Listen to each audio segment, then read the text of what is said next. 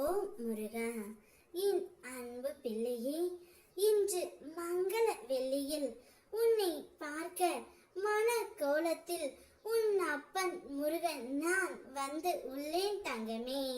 உன்னுடைய மனம் விரும்பிய நற்செய்தி ஒன்று உன்னை தேடி வர போகின்றது. கர்மா என்பது நிழல் போல எப்போதும் நம்மை தொடர்கின்றது. அதை யாரும் காசி சென்று புனித நீரில் மூழ்கி தள்ள முடியாது. கடந்த ஜென்மத்தில் செய்த வினைகள் இப்பிறவியில் பழுத்து வரும். அதுதான் உன் துன்பங்களுக்கும் சோதனைகளுக்கும் காரணம். ஆனால் பயப்படாதே பிள்ளையே. நல்ல எண்ணமும் பிறருக்கு உதவிய மனமும் கர்மத்தை மெதுவாக குறைக்கும் மருந்தாகும். பசித்தவர்களுக்கு உணவு, சோர்வு உற்றவர்களுக்கு தண்ணீர், நடக்க முடியாதவர்களுக்கு செருப்பு, துயரம் முற்றவர்களுக்கு ஆறுதல், இவை அனைத்தும் கர்ம வினையை மெதுவாக கரைத்து விடும். தர்மம் செய்கையில் யாருக்கும் காட்டாதே. உன் மன சாட்சியே சாட்சி. நினைவில் கொள் பிள்ளையே, யாரையும் குறை கூறாதே, துரோகம் செய்யாதே. நீ செய்யும் ஒவ்வொரு செயலும் நல்ல செயலும் உன் பாதையை ஒளிர வைக்கும்.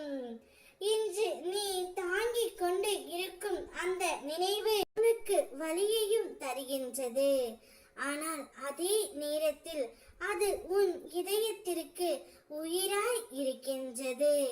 அந்த நினைவை விட சொல்ல நான் நினைக்கவில்லை.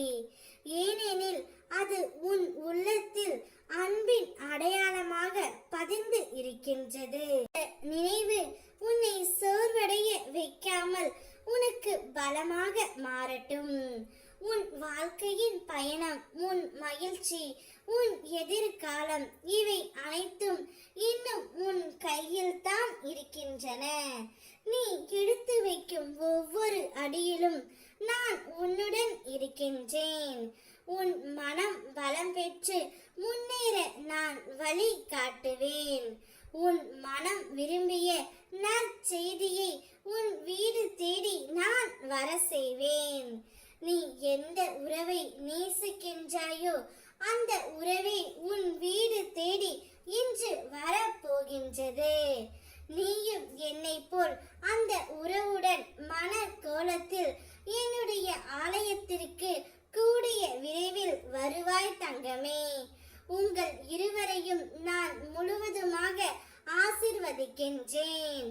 என்னுடைய ஆசீர்வாதங்கள் எப்போதும் உனக்கு துணையாகவே இருக்கும். ஓம் முருகா.